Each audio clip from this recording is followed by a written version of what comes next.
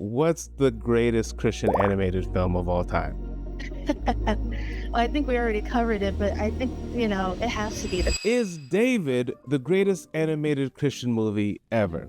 For as long as I could remember, the greatest animated Christian movie ever was Prince of Egypt. Then, all of a sudden, David enters the chat and revolutionizes the world of Christian movies, probably for forever, launching an international box office release the weekend before Christmas, bringing in $22 million in its first weekend, and kickstarting a campaign to send 1 million kids across America to the box office to watch the film for free. But is David good?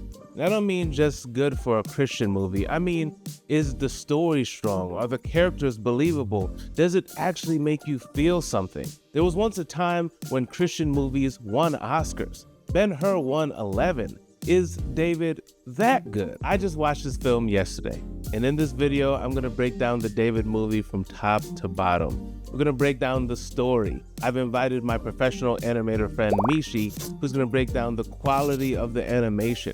And as a professional filmmaker / storyteller, I'm gonna give my honest opinion to this pivotal question. Is this the greatest animated Christian movie ever?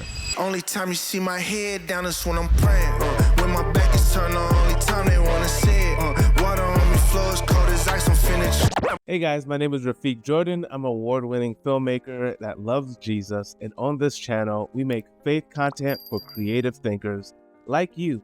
If you're interested in watching more videos about faith, films, and storytelling, hit the subscribe button down below. Now, let's talk story. And I just want to caution you, there will be spoilers in this video. So the first thing I look for in a good story is good character development. Is the main character interesting? Is there an immediate reason why we should root for them? And when we first meet David, we have this scene that depicts both his strength and his gentleness. He has the fearlessness to take on a lion, but also the compassion and gentleness to care for a sheep in birth. Now, when we think that the sheep is lost and he starts to cry, I actually identify with him. And then when we found out that the lion is conquered, his victory becomes our victory. Quick sidebar, did anybody else see the theology in this opening scene? The devil depicted as the roaring lion, the shepherd guarding the sheep. We're stronger when we stick together as a body of Christ, but fear makes us scatter. Was that just me? I thought there was a whole sermon there. Next thing I look for is genuine relationships within the characters. The desires and struggles of almost every character feel real, and I even appreciate the added brothers for comic relief. I think the only person that feels lacking to me is Eliab, the oldest brother. We know that Eliab wants to protect his family, that he's prideful, and we assume that he's somewhat jealous of David. But other than that, I feel like some of his anger feels unexplained or misplaced at times. Honestly, I would have loved to see more of that dynamic teased out throughout the narrative, but for the most part, I love what I see. All good story is about change. It's about bringing your characters from point A to point B and who they become as they get there. Now, I didn't see any drastic change in David, but I did see a deepening in his trust for God. The journey and experiences he goes on actually forces him to question God and wrestle with this idea of who he believes God is. And this is something that we go through every single day in real life. We've all had moments where we question God or wonder,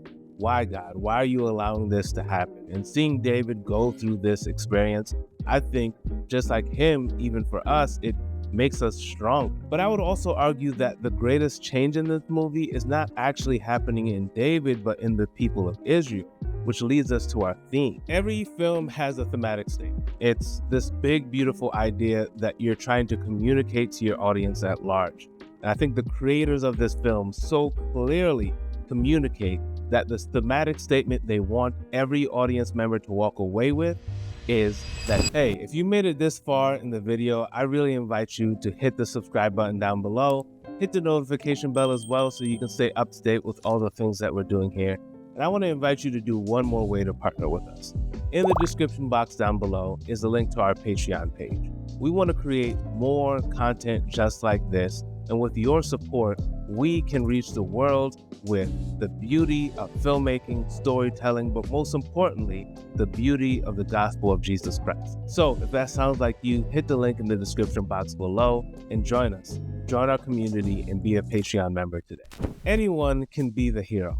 That's the message I take away from this film. And I think the thing that stands in the way of everyone being the hero is fear. Very early on, the conflict with fear is established within the film, with David seeing and fighting the lion, the sheep being afraid, all of that. But even the first song of the film is about running into an adventure and not being afraid.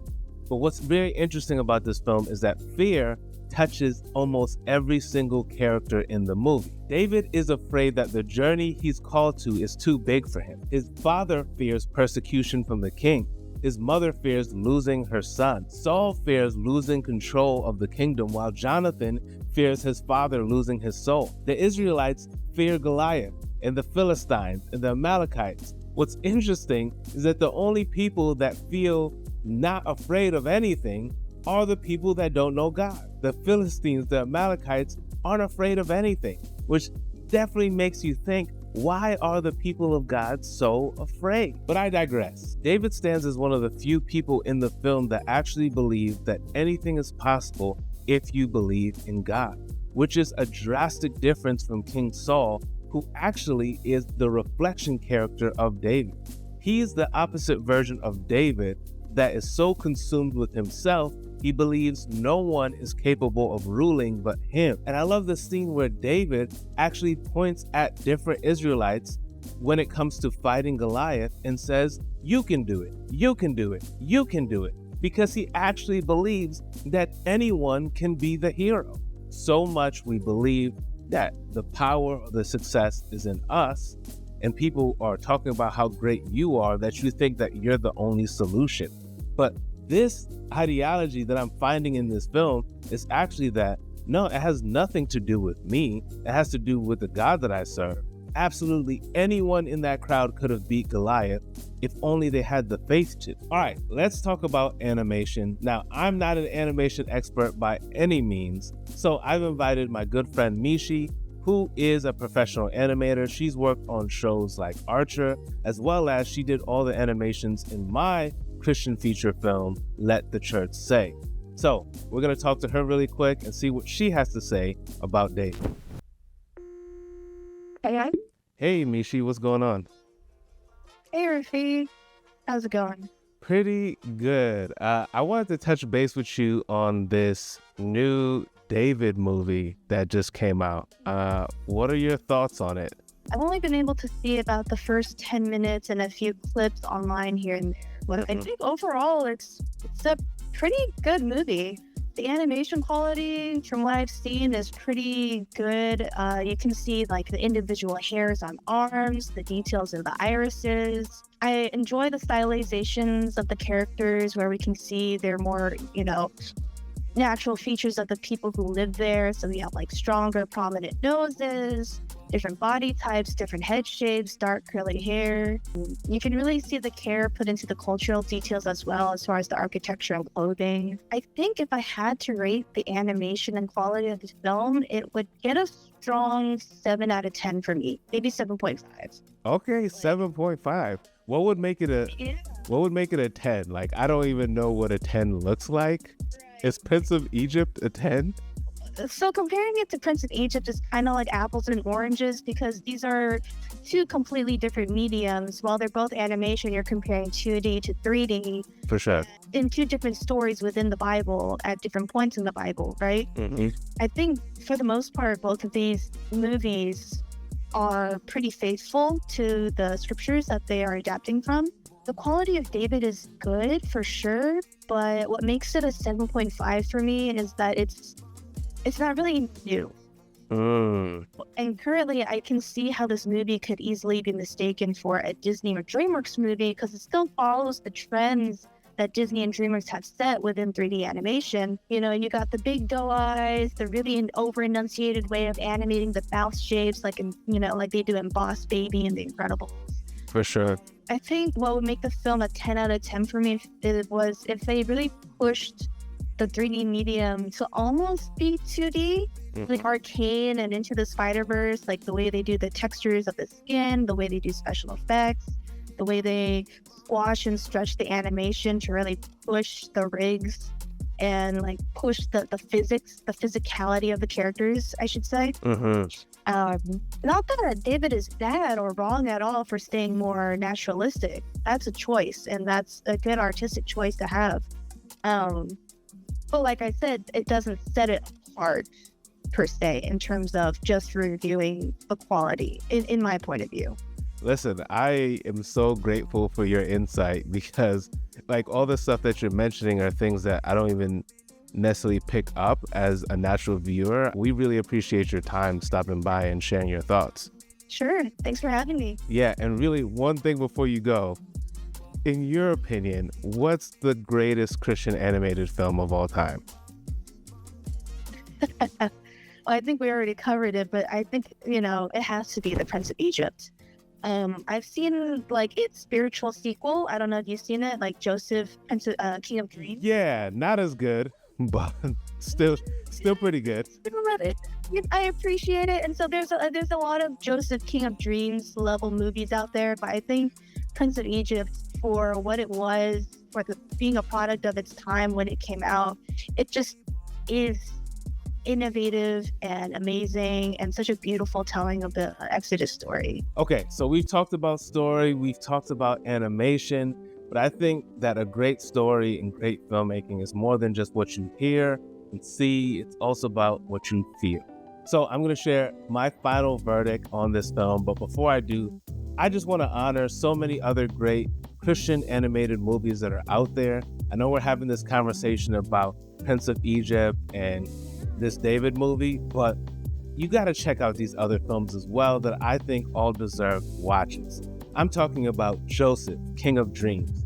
I'm talking about The Star, Jonah, a VeggieTales movie, The King of Kings, Light of the World, and The Pilgrim's Progress. All right, I loved it. I watched the film at about 8:30 in the morning. I was like the only one in the theater.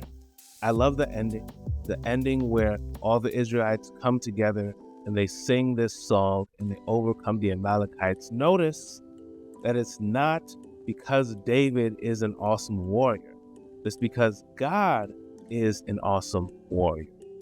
God is the ever-present hero in this film. He's the butterfly and the elk and the eagle and the three doves that David's anointing. He's everywhere. He's the one watching over David and the Israelites and all the people. He is the hero. And sometimes we get stuck like David or Saul, where we start to think that, no, I'm the hero. So we create all these crazy ideas where we can try to fix the problems in our life. But if we just let the master weaver create the tapestry, create this beautiful masterpiece that will ultimately give him the glory, then life makes sense. So yeah, I think David, safe to say, made me feel something, made me recognize and remember how far I've come and how God has made such an incredible impact on my life. He is the hero. David made me feel something, not quite like Prince of Egypt did. And so, yeah, I think for me, we might have a new GOAT on our hands. But it is not my voice that decides this. I'd love to hear from you guys. What do you think? What are the parts of David that you enjoyed? And is this really the greatest Christian animated movie ever? And while you're doing that, you might be interested to know that we're coming up on the year 2026, where there's going to be the greatest Christian movies I've ever seen released in theaters. And if you're interested in knowing what the top 5 must-see Christian movies of 2026 are, I invite you to watch this video right here. Until next time, take care.